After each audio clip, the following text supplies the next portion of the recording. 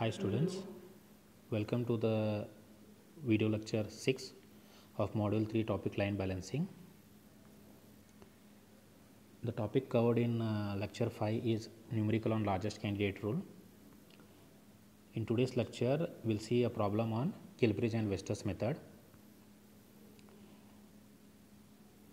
So the problem definition is the demand of the assembly line with its elemental time and precedence is as given below. Construct the precedence diagram and find the balance delay by Kilbridge and Westers method where cycle time is 1.5 minute. So the given data contains, as you all know, element time, elements and immediate predecessor.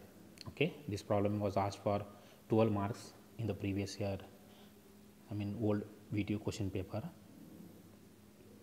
For your convenient, I am selecting the problems from previous year video question paper only, so that it will be useful for you in the examination. Now let us go to the solution. The first step is to draw the precedence diagram. As I discussed in the previous lecture, we need to consider the preceded by row to draw the precedence diagram. Here element number 1 and 2 doesn't have any precedence constraint, so I considered element number 1 and 2 here.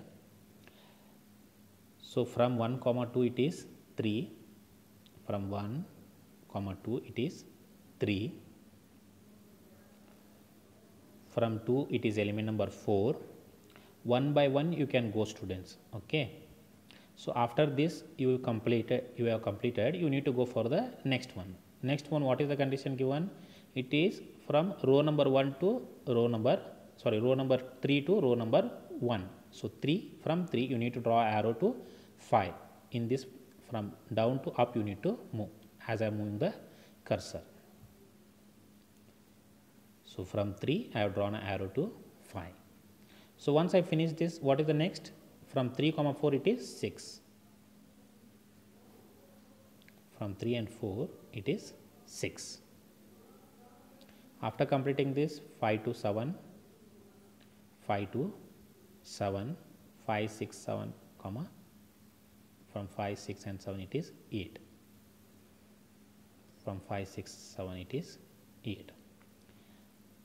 So in the first problem only I told you that as far as Kilbridge and Westers method is considered and ranked positional weighting method is considered, make an habit of writing the element time while drawing the precedence diagram, so that it becomes easy for you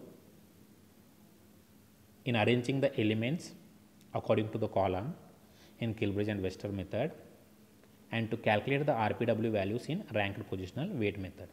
So that's what I have written here. Element number 1 as 1 minute, element number 2 as 0.5 minute, element number 3.8, element number 4.3, element number 5 1.2, element number 6.2, element number 7.5 and element number 8 finally 1.5. So the next step is to draw columns as shown in the figure below. So in column number 1 we have 2 elements, column number 2 2 elements, column number 3 2 elements, and in column number 4 we have only one element. Since the 6 is passing through the column 4, I have represented this 6 here also, okay, as it is been mentioned in the procedure. And finally in column number 5 we have element number 8. Okay, so once you draw the columns, the next step is to arrange the elements according to the column, and in that column you need to arrange it in descending order, so that it becomes easy for you in assigning the elements to the workstation. So here I have taken the given data as well as this, so that it becomes easy for you to interpret with the data. So in element number 1 I have 2 elements. So element number 1 is having maximum time, so I have represented it first, followed by element number 2. In element number 3, column number 2, element number 3 is having maximum time, that's why I have represented it first. In column number 3, element number 5 is having maximum time, that's why I have represented it first. Element number 7, column number 4 have element number 7 only, so I have represented it. Since element number 6 is appearing in both column, that is 3 and 4, I have written it as 3 comma 4. Finally, column number 5 we have element number 8. Okay. So in this fashion you need to arrange the elements as per the column whatever you people have created. Okay.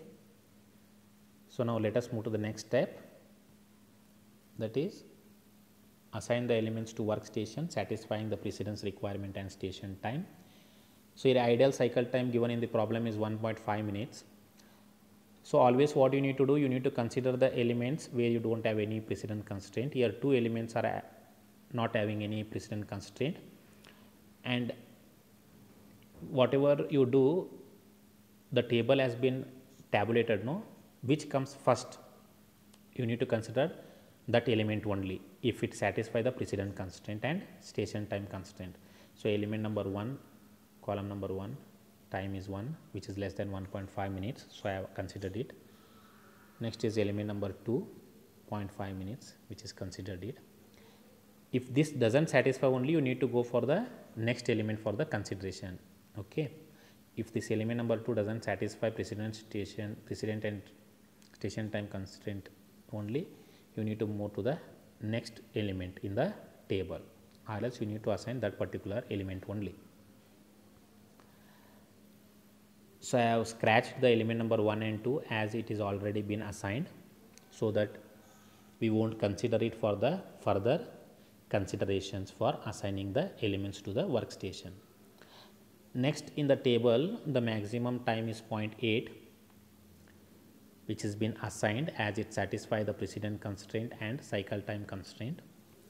Next element number 4, since it is satisfied, 0.8 plus 0.3 is 1.1, which satisfies the cycle time constraint as well as the precedent constraint, because element number 2 is the precedent constraint which has been already assigned, followed by element number 5. Okay. So here you will see that here station element time is 1.2. So 1.1 already assigned plus 1.2 will exceed 1.5, that is ideal cycle time. So it can't be assigned as it satisfies the precedent constraint. It doesn't satisfy the ideal cycle time constraint. So in this condition only you need to go for the next element for assigning. So element number 6 is having 0.2 minute. So 1.1 plus 0.2 is 1.3 minute, and it satisfies the precedent constraint also because 3 and 4 is already assigned. That's why it is been assigned here. So later 1.3 we can assign only 0.2 minute. 0.2 minute is not available in the table. So only 3 elements in station number 2, which is equal to which equals station time of 1.3 minutes. So now let us move to the next station. So after that we have scratched that element number 3, 4 and 6. Now we are left with only 3 elements. So in station number 3 we will have only one element, that is element number 5, which will be equal to 1.2 minutes. We can't assign this element number 7 and 8, though it satisfies for element number 7 precedent constraint. It doesn't satisfy the cycle time constraint because 1.2 plus 0.5 is 1.7, which is more than ideal cycle time by 0.2 minute. So it is not considered. So later this 0.5 and 1.5 will be equal to 2 minutes. So we can't combine both 7 and 8 in one station. So element number 4 is first assigned. Element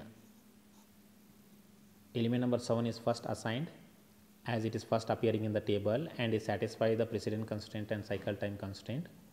So station number 4 will have only one element with station time 0.5 minute, followed by element number 8 in station number 5, where station time equals 1.5 minutes, which is equal to ideal cycle time.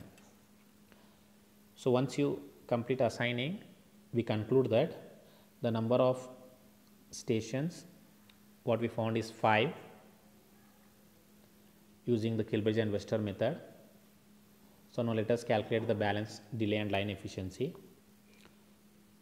So here TWC is nothing but sum of all the element times, that is 1 plus 0.5 plus 0.8 plus 0.3 plus 0.2, 1.2 plus 0.5 plus 1.5, or else you can add these all times because it is sum of all the times only. So which will be equal to 6, which has been written here. This n is nothing but number of stations, we found it as 5. This TSI is nothing but station time or ideal cycle time given in the problem, which is equal to 1.5. So when you substitute the values in the formula, we'll get line efficiency as 80%. The balance delay is given by D is equal to 1 minus EB, which is equal to 20%. Okay, so the stations are represented with the elements assigned in each stations. Hope you understood the problem. I request you to solve more number of problems on Kilbridge and Wester method, as it is slight confusing. If you have any doubts, kindly contact me. So we'll meet you in the next lecture. Thank you.